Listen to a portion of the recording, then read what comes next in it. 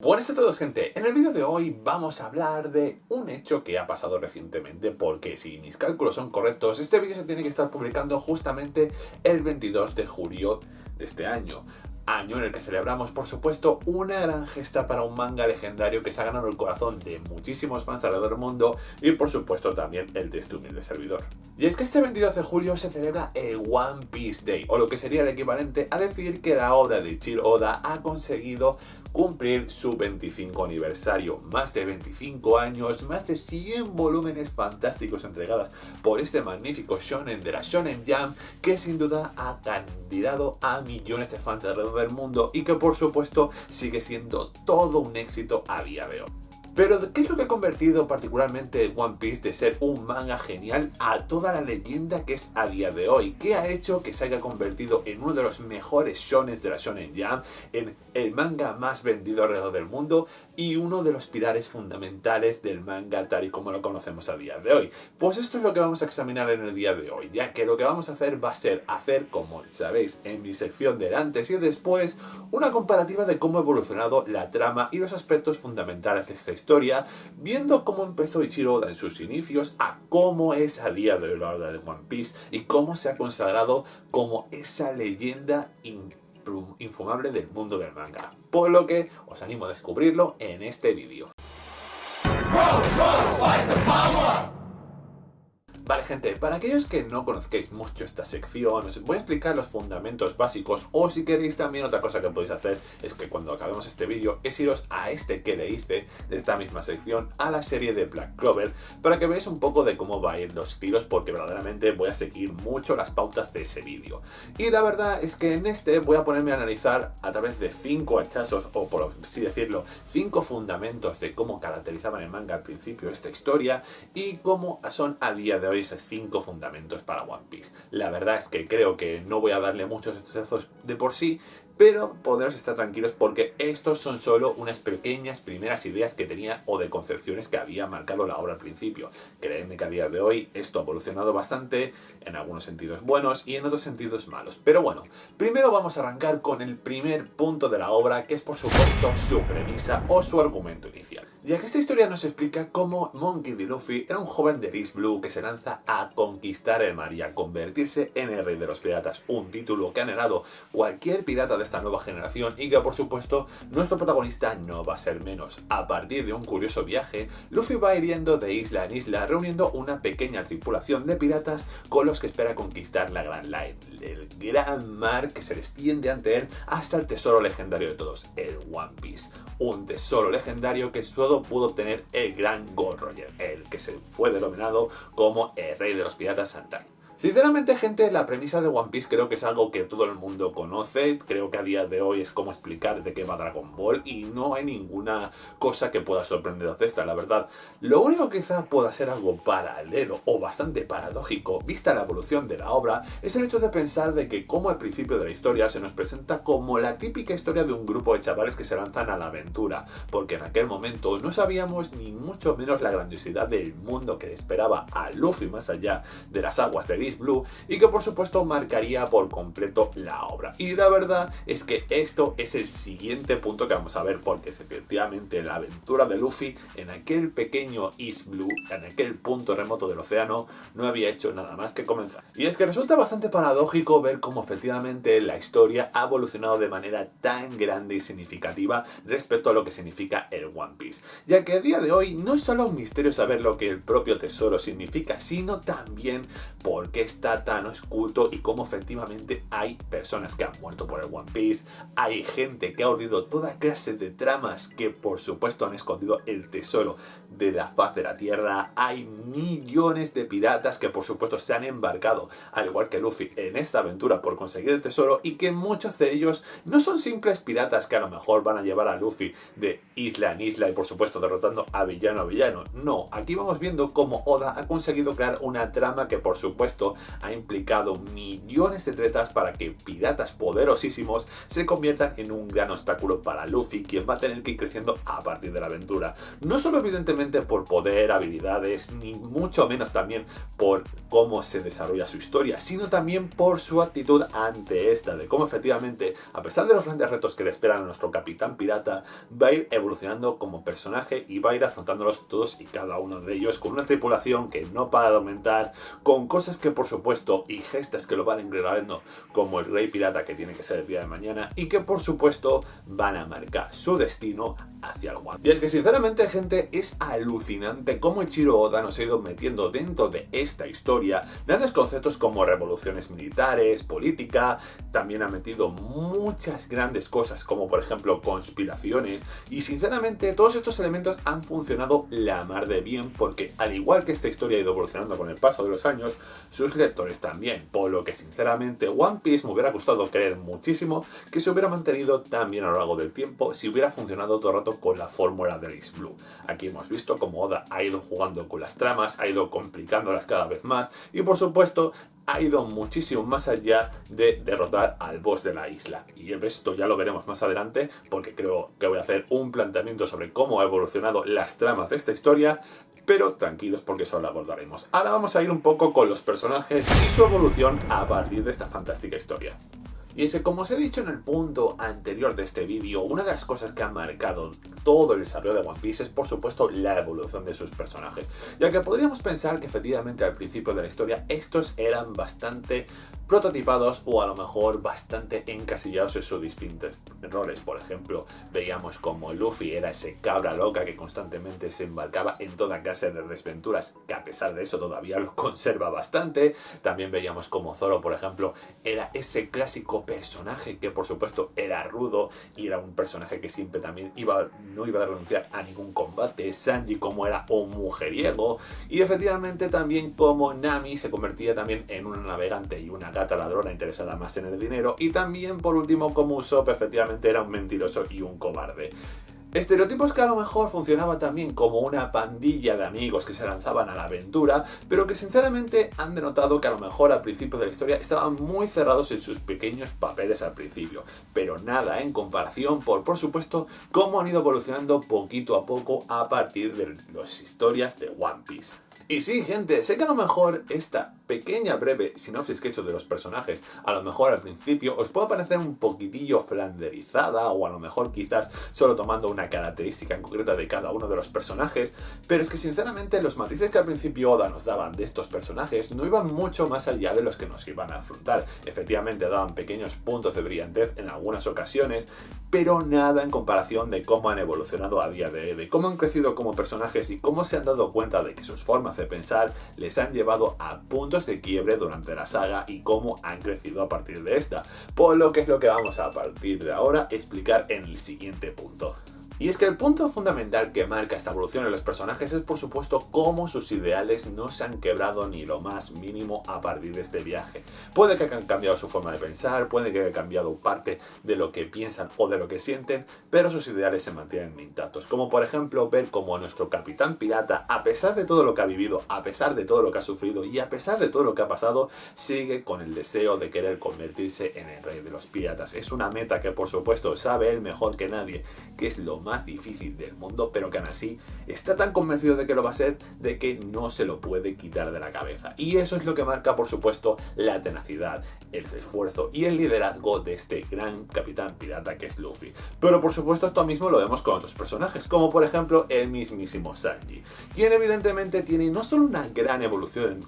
mostrando que por supuestísimo sigue siendo todo un caballero y que por supuesto da igual que le pegue, le acribille toda clase de mujeres, que no va a devolverle la torta o por supuesto el golpe a una dama. Esa voluntad tan férrea que tiene Sanji para convertirse en esta clase de personaje caballeroso es lo que ha marcado su evolución a partir de la trama y lo que le hace un personaje para mí totalmente diferente. Y aunque podría continuar con el resto de personajes anteriores, pues por supuesto me quiero parar un momento en mi queridísima Nico Robin, porque por supuestísimo, gente, ya sabéis que mi personaje favorito tiene que salir en este vídeo sí o sí. Pero es que también Nico Robin es un claro ejemplo de cómo evoluciona evolucionado este personaje, de cómo ha sido ese personaje que antes era conocida como una villana, porque por supuesto a partir de su traumático pasado no ha sido capaz de establecer vínculos con nadie, es una persona que totalmente se movía por sus propios intereses, pero en este caso los Mugiwaras la cambian por completo, se convierten en su principal familia y en esos vínculos que ella necesitaba para madurar y para convertirse en un personaje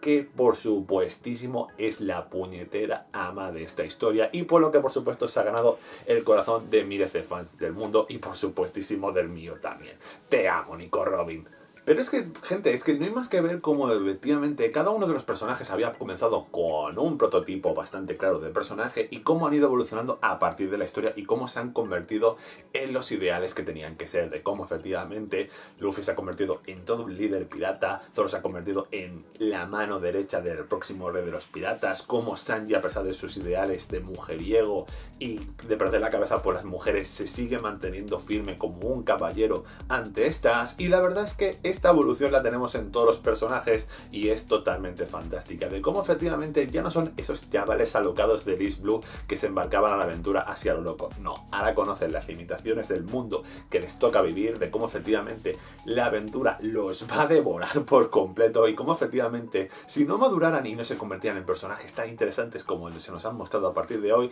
se hubieran quedado la mar de plan. Pero efectivamente, gente, esto siendo un shonen, pues por supuesto una de sus bases es el combate y por supuestísimo, pues tenemos que comentar cómo han evolucionado los combates de Ichiro Oda a partir de esta fantástica historia. Y por supuestísimo, vamos a irnos primero a los combates de Big Blue para luego ver las locuras de asaltos que son a día de hoy. Ya que si recuerdo perfectamente aquellos primeros combates que Ichiro Oda nos ofreció al principio de esta trama, eran por supuesto combates que no se diferenciaban bastante de los combates que veíamos habitualmente en los shonen, es decir, un uno contra uno clásico que se iban sucediendo a partir de la trama, que cada uno de los personajes luchará contra alguien del ejército rival, y la verdad es que estos combates particularmente se desataban simplemente por el único hecho de sacarse una técnica, una habilidad o algo que particularmente fuera lo que acabara decidiendo el combate, algo que evidentemente a lo mejor no habíamos visto hasta ese momento y que sorprendía bastante al lector. Efectivamente era efectivo, pero denotaba que por supuesto los Mugiwaras aún le quedaba bastante por evolucionar para convertirse en grandes piratas que son a día de hoy,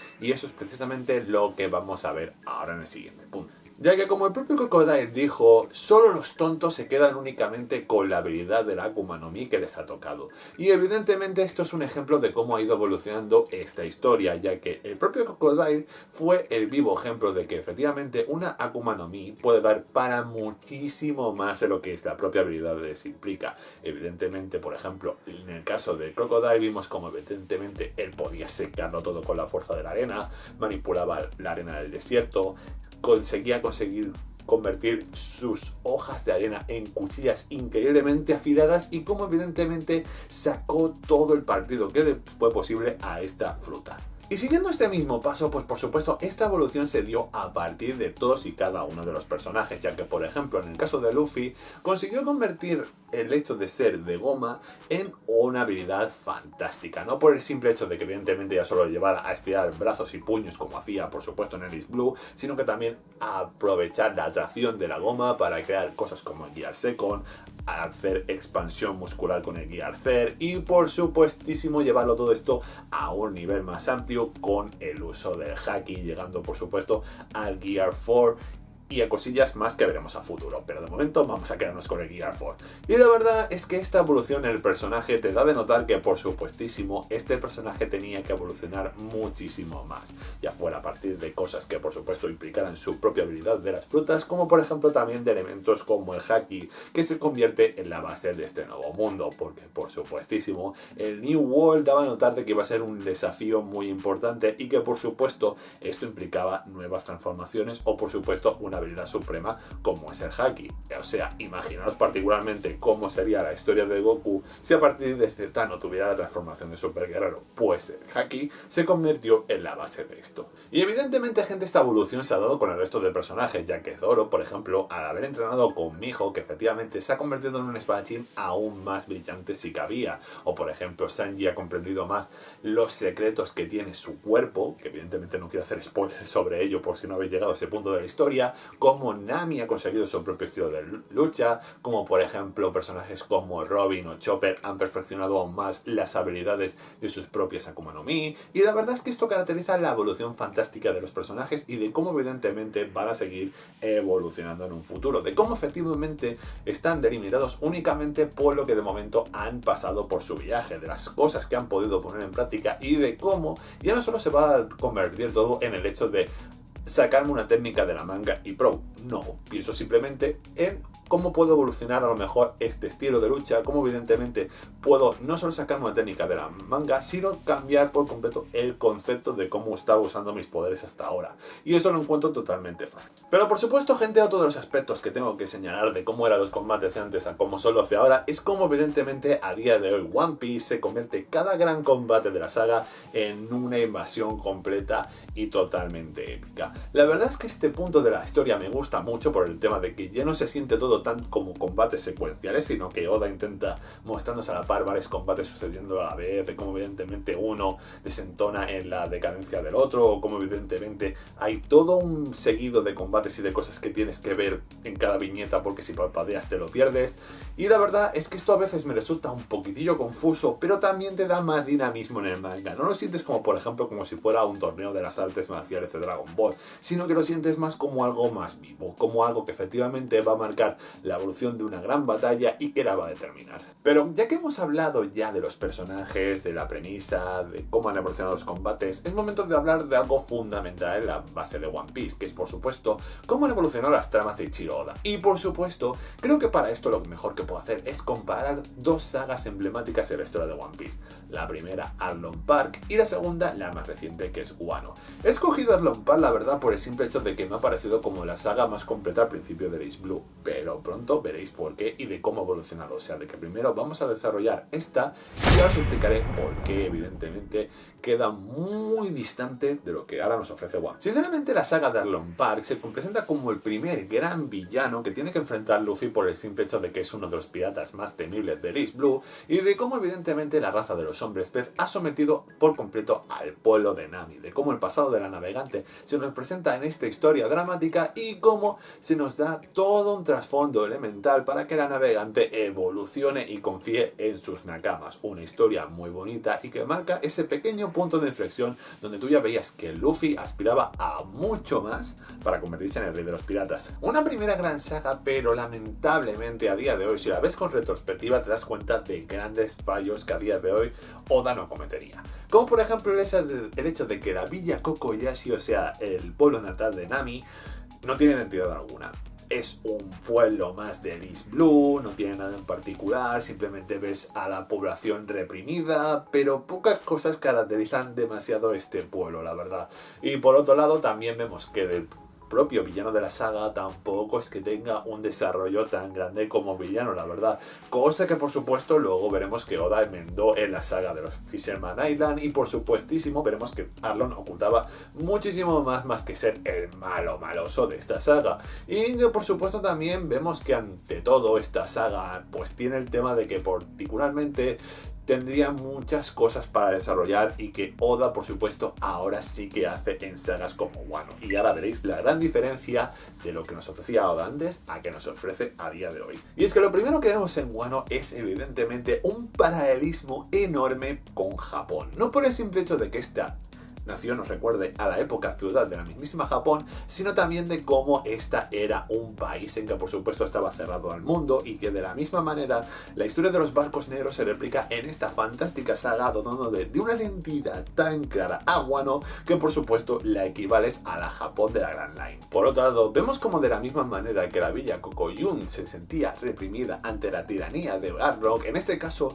la del propio Junko Kaido es aún más bestial, porque en este caso podemos ver cómo toda la población de Wano está sumida completamente en la miseria, llegando hasta el punto de que por supuesto muchísima gente ha llegado a querer suicidarse o incluso madres con sus hijos, una locura tan grande que por supuesto se ve reflejada en esta historia a través de la esclavitud, a través de la miseria, a través de cómo esta nación fue próspera en un principio y de cómo a día de hoy ha quedado increíblemente devastada, cosa que efectivamente no veías tanto en la anterior saga. Y por supuesto, otra cosa que tampoco veías demasiado en la anterior saga es de los sacrificios que se llevaron a cabo durante esta trama. Porque sí, en esta historia vamos viendo cómo cada pequeña muerte que se va sucediendo en esta historia es increíblemente fundamental para darnos a entender la preocupación de cómo es esta tiranía del rey Junko. Algo que evidentemente también podríamos hacer un paralelismo con la propia Velamer en la zona de Arlong Park, y la verdad es que sinceramente el sacrificio de Velamer me pareció totalmente conmovedor y enternecedor, pero sinceramente fue un pequeño sacrificio que a lo mejor no te dio a entender la profundidad de lo que implicaba en esta historia. Y aquí sí que lo consigue Oda a través de las diferentes muertes de diferentes personajes que son clave para la evolución de la trama. Pero qué decir efectivamente de la monstruosidad que es el villano de esta saga, que es por supuesto Kaido. No solo por el simple hecho de que sea un enemigo la mar de formidable, un tirano que ha sometido a su población de manera espectacular, sino también de la evolución que ha tenido que tener Luffy hasta llegar a enfrentarse a este, la verdad, de cómo no solo ha tenido que crecer en poder, sino también en fuerza militar para poder desafiar a un Junko, siendo evidentemente la importancia de derrotar a un Junko mayor que evidentemente derrotar a uno de los piratas más fuertes del East Blue. Evidentemente esto también llamó la atención del gobierno en su momento, pero nada en comparación con el hecho que Luffy a día de hoy haya derrotado a uno de los piratas más fuertes del mundo, la verdad. Y esto es tan locura que por supuestísimo da de notar que por supuesto que cada pequeña acción que haga Luffy, aunque este caso ha sido enormísima, va a tener una repercusión brutal en el mundo de One Piece, y eso es lo que caracteriza la gran evolución que está teniendo este personaje. Pero bueno, gente, ya que hemos visto que evidentemente la historia de One Piece ha ido evolucionando como un buen vino, pues cabría entender de que evidentemente esta historia fuera más respetada a día de hoy, que por supuesto tuviera muchísima más fanbase, que por supuesto tuviera tal éxito que a día de hoy cualquier producto audiovisual que saliera de One Piece fuera tratado con el máximo respeto posible.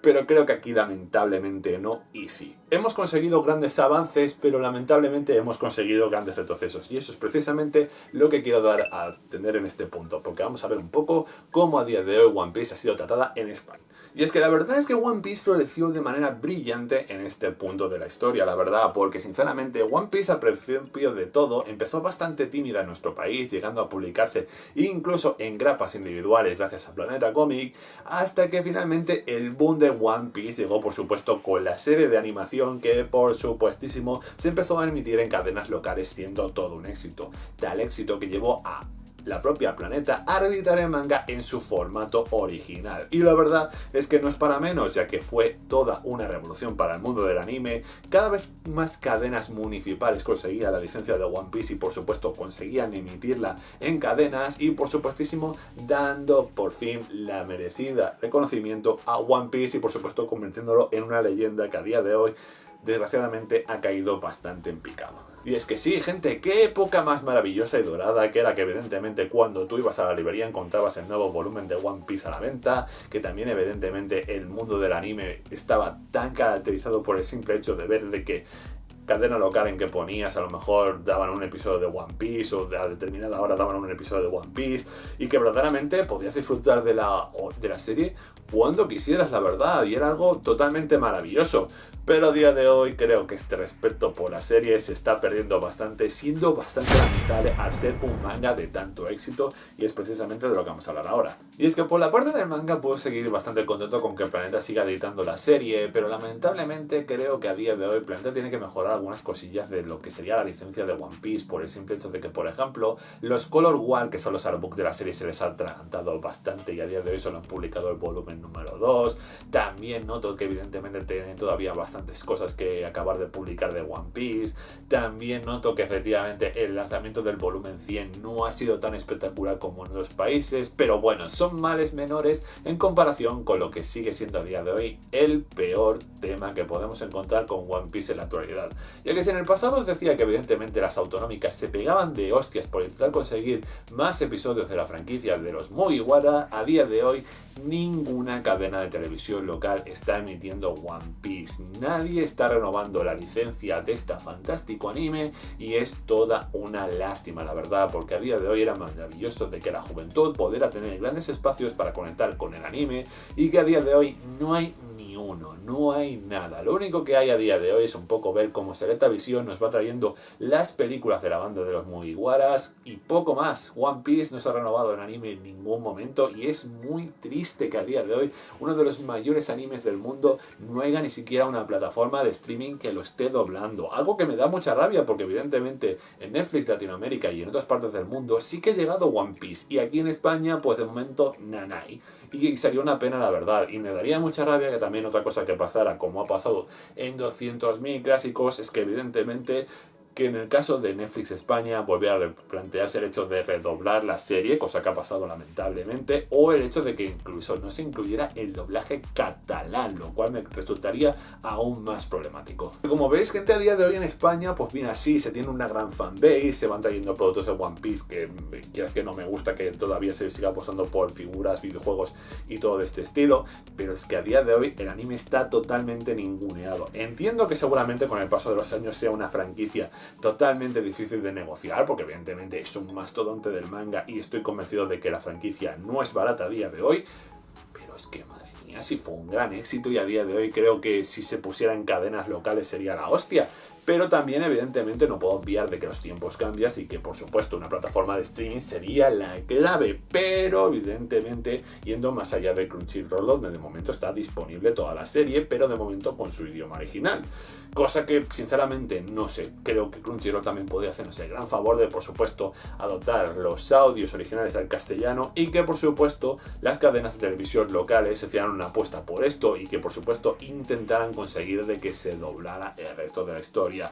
Que creo que a día de hoy One Piece tuvo doblajes fantásticos, se podía conseguir ver este anime en cualquier lugar y que por supuesto a día de hoy es muy triste el poco respeto que se le tiene a esta gran franquicia. Y en fin, gente, hasta aquí el vídeo de hoy. Hemos cerrado ya por completo este gran homenaje que quería hacerle a One Piece. La verdad creo que ha salido un vídeo muy chulo y hemos visto cómo ha evolucionado One Piece de ser una obra excelente a ser la leyenda que es a día de hoy. Y la verdad es que sinceramente poco más tengo que añadir, salvo recordaros que por supuesto me gustaría que me dejáis un buen like si os ha gustado este vídeo y si os encanta One Piece, que me dejáis en comentarios qué opináis de la obra, de cómo creéis que va a acabar, de sinceramente qué os ha aportado One Piece a lo largo de vuestra vida, que compartierais este vídeo para aquellos que a lo mejor no estaban muy seguros de ver One Piece, se adentren en este manga y en esta historia porque es fascinante, y que también por supuesto otra cosa que me ayudará muchísimo es que os suscribáis a este canal, que estamos creciendo la tripulación de Nakamas en este pequeño barquito de Otaku Gen que quiero que se expanda muchísimo más, que quiero comprar